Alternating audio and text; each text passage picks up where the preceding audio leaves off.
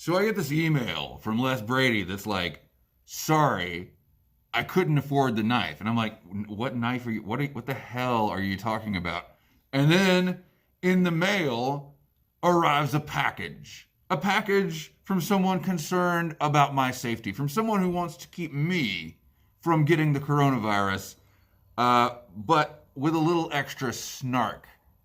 And this is how I learn never to admit a vulnerability to my YouTube audience. I am just being upset that a storied American brand has stooped so low. Can I take this off outside the airlock? Space Force. Jeez, I mean, look. Somebody watched too much Generation 1. That's all I'm saying. So yeah, let's just poking me right in the soft spot there, right in the American pride nostalgia for a brand that I loved. Anyway, thanks, Les. I will admit, it's pretty hard to let a pipe that. Now I can understand all the anti-maskers. Thanks. Unless you've been under a rock, you already know that this is the Sunday Antisocial Hour, that time each week when I smoke my pipe and complain about humanity while answering all of its questions. And if you are a piece of humanity with a question for me, leave it in the comments down below with the hashtag AskMax. I'll answer any question as long as I don't want to. What a week it's been, right? Actually, no, it hasn't. I mean, think of all the other times I've said that, like sarcastically, about the hell that was the last couple of years. I don't think it's over. But this week was fairly quiet, right? Right? I mean, I don't really look at the news anymore, so it seems pretty quiet to me. Let's see. We got a lot of questions about the bag dump video. That's not the email I wanted. This is the one. And we'll get to those. We'll get to the bag dump videos. Let's see. John Galdieri, who I think at one point I did not move Cassidy Rose up to the front of the line, so you guys get the front of the line this morning. By the way, I'm smoking my Stanwell pot. This is a non-branded Stanwell, so it doesn't have the shape number on there, which is too bad because I would buy more of this shape. I mean, I'm sure I could just find it. I could use the most powerful indexing tool that human beings have ever possessed to find the shape of this pipe, but that's just too much work. All right. The recent resurfacing of the mayor begs the question, was the mayor's absence evidence that Martin at Over a Pipe was really a cyborg being controlled by the mayor? Or is the resurfacing of the mayor actually a cyborg himself being controlled by Martin to make us believe the mayor is back? Don't think I haven't laid awake at night pondering this same question. Now, here's my theory. So Derek Tant disappeared for some months, right?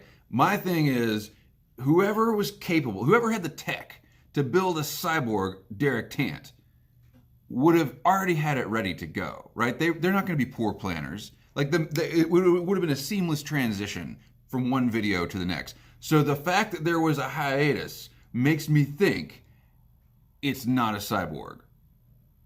But then the hiatus could just be there to throw me off. So there is a little bit of doubt, but we'll set that aside. What I think, here's my theory, is that Derek Tant is dead, y'all.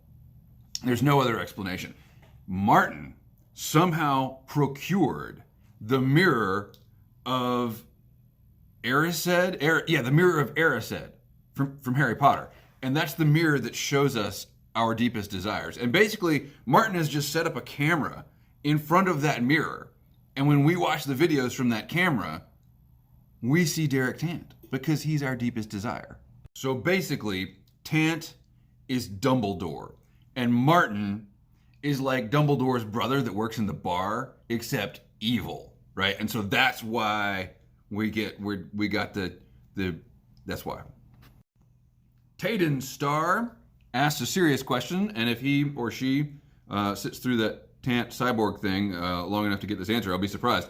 I mostly take pictures with 35mm, but I'm thinking about buying a Central European format. I am guessing that Tayden Star's first language is not English.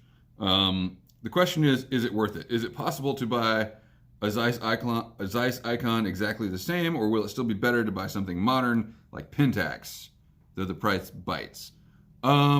So by Central European format, I'm thinking that you're saying like a medium format camera that was maybe manufactured in Central Europe. I have lots of opinions on this. Hang on. Almost any camera with a glass lens, so like excluding Holga or whatever, almost any camera with a glass lens in medium format is going to knock the socks off any 35 millimeter camera when it comes to digital. I mean, there are exceptions. I would say if you get like the most precise modern $10,000 Leica glass on 35 millimeter, you might be able to achieve a similar level of detail to my Zeiss Icon Netar that was made in like 1948 or something. But the main thing for me is you have to consider your workflow. It's all about workflow when you're shooting analog photography. How are you going to digitize these negatives? Are you sending them to the lab to scan? Because then that's going to be the bottleneck in your quality. Are you making analog prints? In which case, I mean, more power to you. That's great. But how do you then share the photos online? Or, you know, your prints will look a lot better if you go medium format. That's for damn sure. Because you mentioned the Central European thing, and feel free to ask further follow-up questions. I'm thinking you're talking about like a Kiev or like a Pentacon, something like that. One of the Zeiss Jena factory cameras. The glass is generally pretty good. It's the mechanics of the cameras that aren't so good. The reason that I like the old folders is because there's no film advance. You're cranking a knob to advance the film, and that's hard for that to fail. I don't know which Pentax you're considering. I would personally not shoot. I would be hard pressed to shoot 645 today. I don't quite see a good reason for that when you know, the 6.7s are so cheap. I mean, relatively cheap. I mean, the Pentax 6.7 is a brilliant camera. It's huge, and it's cumbersome, and it's expensive compared to something like a folder. So for me, I'm out in the woods. Like, I gotta carry this stuff. So it makes a lot more sense for me to use a small compact camera. If you're shooting in the studio, yeah, the 6.7's awesome. Al Molitar says, you have a cool playground there in the mountains. How long does it typically take to get there? Dude, I'm there now. I can walk out my door and I'm in the mountains.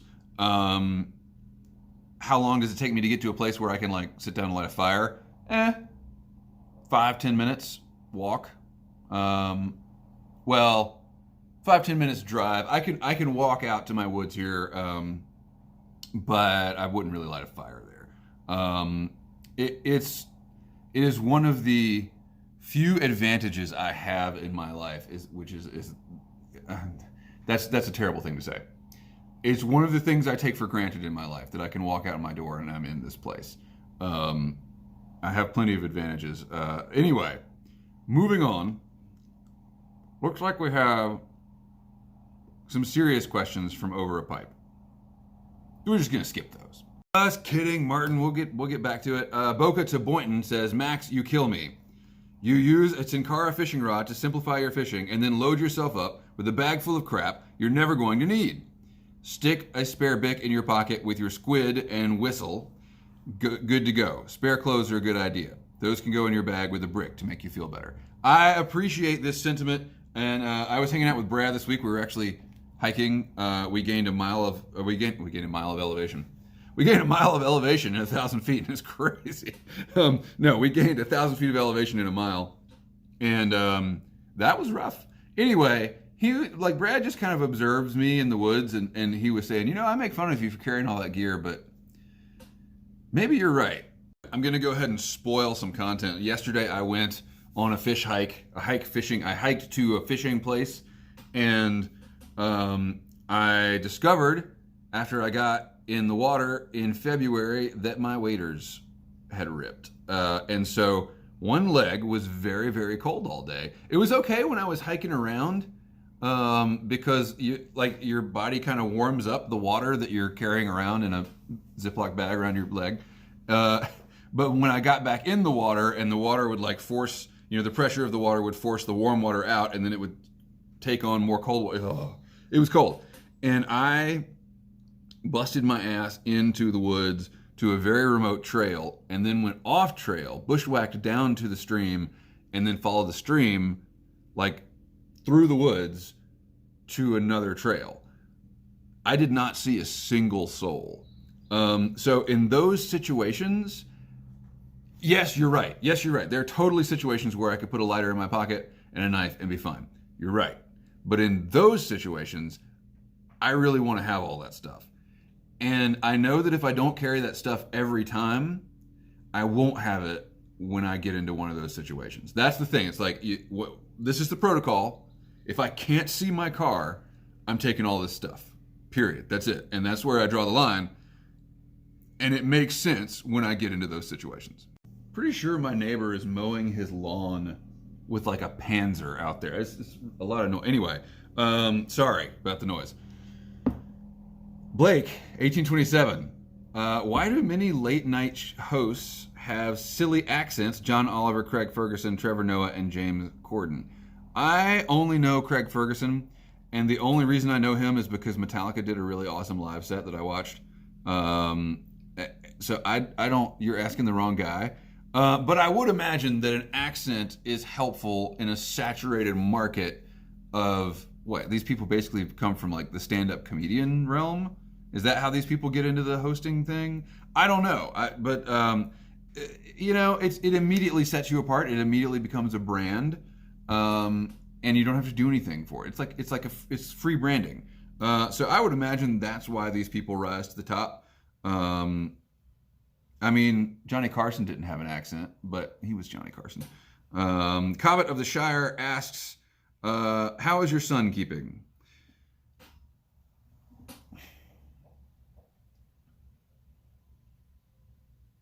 I don't know. So for those of you who don't know, my kid is on the spectrum a little bit and has CP, cerebral palsy, and so he walks with, right now he's walking with crutches. He was walking with canes, and before that he was walking with a walker. So the crutches are a dramatic improvement. Sometimes he walks just independently. But if we're going on like any kind of distance walk, he needs some assistance. And we were super excited about his preschool to kindergarten transition, and then there was a global pandemic. So this kid really, really, really needs other people to be around. He needs the social aspect of school, and that's obviously what he's not getting. The academic stuff he's getting just fine, I guess. The school here is a joke. It is an absolute joke. And we tried to send him back to his preschool because that was a better education than the county school's kindergarten. But it then became apparent that wasn't going to happen because it was for COVID reasons. We have been, we've been on the side of like, look, this thing, COVID has neurological complications for kids sometimes, rare, but they happen. Like we need to make sure he doesn't have anything else to deal with chronically going forward, So we pulled him out of school actually like a week before everyone else pulled their kids out of school. And but then since then, at this point, I'm now thinking like this kid's got to go back to school because he's not. There are days when he just loses it, like when he can't, just like the rest of us. I mean, he can't keep up with the dystopian hellscape that is our lives right now, and I lose it too, and he loses it, and it's just really like.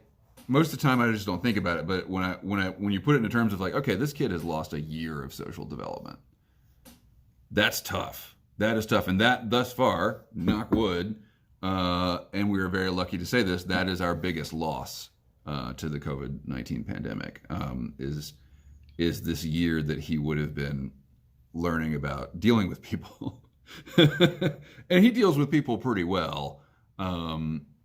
But he hasn't really faced any adversity in that yet because we sent him to a private preschool and everybody was really nice and everybody, it was a very homogenous, not like it wasn't racially homogenous, or like gender. It was like income level homogenous. We were the poorest people there by far, and everybody else was like, very, very comfortable. And so he's never been around kids who were raised like kids in public school.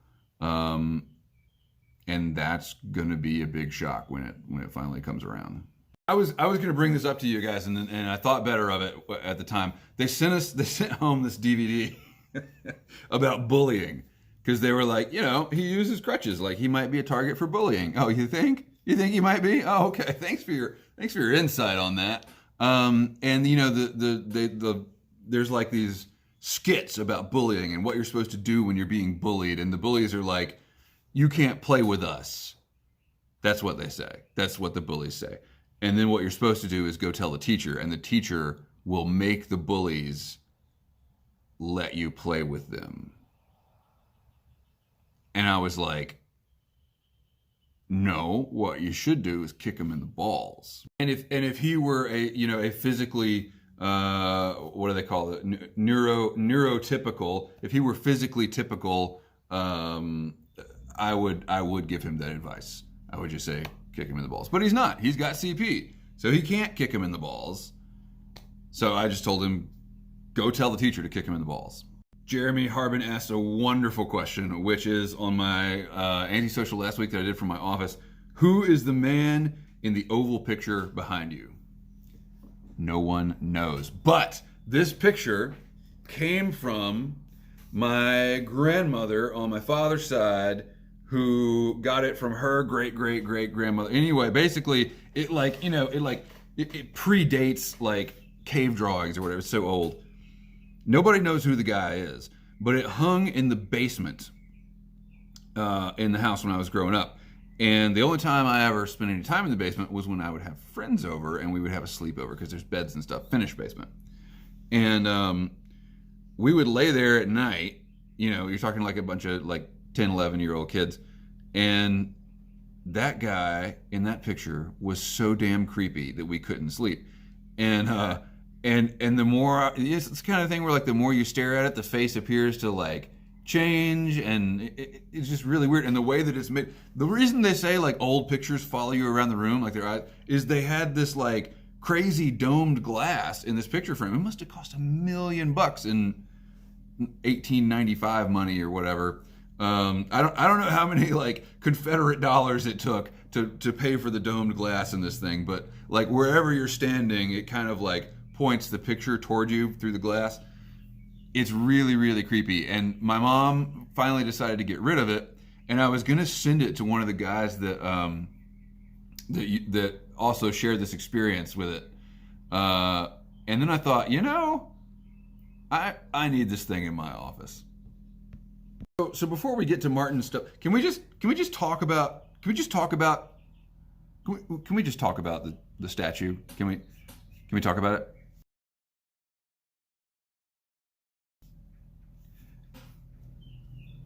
Evangelicals, when you have to reassure people that the golden statue that you built of a living human being is not an idol, you might want to rethink some things. All right, did we get through all the fun questions? It looks like we did. Okay, we're finally gonna get to Martin's questions here. And I finally got a rise out of him on the illiteracy thing. Okay. Here he is defending Trump about the vaccines. Are you kidding me, Martin?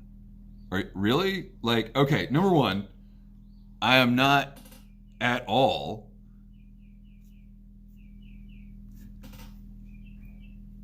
All right, we'll get to your other question first. Joe Biden is reopening the condemned detention centers on the southern border. Is this still condemned, or does he get an excuse and a pass? Well, the way you set that question up is anything I say that is not, yes, it's still condemned, is going to be an excuse. I think if you'll go back and watch my previous videos on this, at no point do I say we shouldn't have some kind of like strategy for dealing with people that come across the border. And in COVID times, that's going to be an even weirder strategy. However, what I will say about this is meet the new boss. Same as the old boss. What they're not doing is this separating children from their parents thing. And that, I think, was sort of the height of immorality of the Trump administration. What they are doing is, setting up these detention centers or they're reopening the ones that Trump opened but then closed or something like that. Like I said, I haven't been watching. I had to Google this when I saw your question, so I'm not really that informed. But they're reopening these places and they're putting kids in them. No, that's not cool. That's not cool. On the other hand, you got to put these people somewhere, or just deny them access, and they don't want to deny them access. So what do? That's the question that presidents have wrestled with. Obama had these camps as well, and I'm sure Clinton and Bush did too. I am not going to give Joe Biden a pass on this. I think that we can do better in a country where housing is like a huge part of our economy. Not that I don't care. I don't care. You want people to come up from South America and get like a all expense paid trip to a resort at a golf club or something, like fine. Like bleeding heart liberal stuff, fine. Or you want people to live in shanty towns, as long as they have basic necessities, fine. I don't care. Where I draw the line is when you're breaking up families, I care. And like I said, I'm not paying attention. Haven't read the news. Maybe it's a lot worse than I think it is. Maybe it's better than I think it is. Who knows? But from the little bit that I read after your question, that's how I respond. The vaccine. All right. So the vaccine rollout.